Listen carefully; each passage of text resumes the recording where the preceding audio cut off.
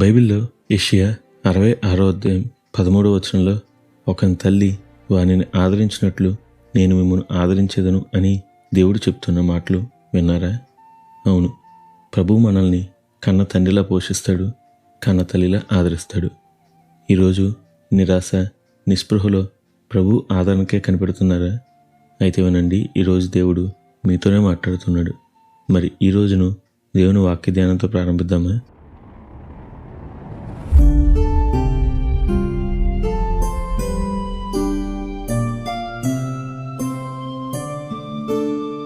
మీరు ఎప్పుడైనా చిన్నపిల్లలు పడుకున్నప్పుడు గమనించారా?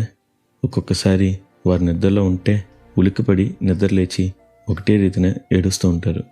అప్పుడు ఆ బిడ్డ తల్లి ఎంత దూరంలో ఉన్నా మొదట బిడ్డ ధైర్యం కొరకు వచ్చేసాను అంటూనే తన చెయ్యి ఆ బిడ్డ గుండెలపై వేయగానే ఆ బిడ్డ ఏడవడం ఆపి తిరిగి నిద్రపోతుంది. చూసారా, ఒక భయపడ్డ చిన్న బిడ్డకు కావాల్సింది తన తల్లి చేతి స్పర్శ. బైబిల్లో కూడా లూకా సువార్త 13:10-13 చూసినప్పుడు ఇక్కడ 18 సంవత్సరాల నుంచి బలహీనపరచు దయ్యం పట్టిన నడుము వగ్గిపోయిన స్త్రీని చూడవచ్చు. ఈమెను చూసిన ప్రభువు మొదట, అమ్మా, నీ బలహీనత నుండి విడుదల పొంది ఉన్నావు అని చెప్పాడు. అయినా ఈమె నిలవబడలేదు.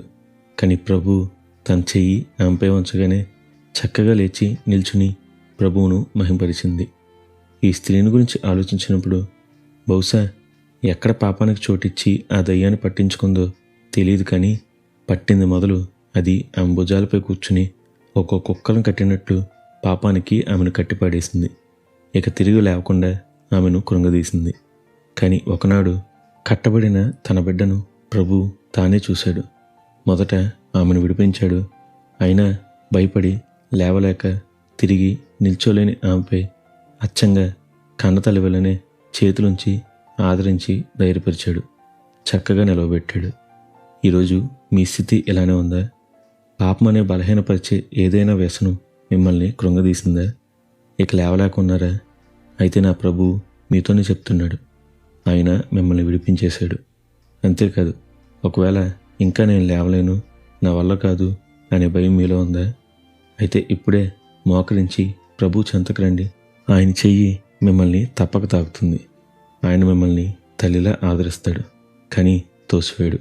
మరి నమ్ముతారా ఆయన చేతులు మీ గుండెలపైనే ఉన్నాయని? అయితే లేచి నిల్చోండి, ప్రభువు నామాన్ని మహింపరచండి. అట్టి గొప్ప ధన్యత దేవుడు మనందరికీ దయచేయనుగాక. నిత్యం ఘనత, మహిమ, ప్రభావములు యేసుక్రీస్తు నామానికి కలుగునుగాక. ఆమెన్. హల్లెలూయా.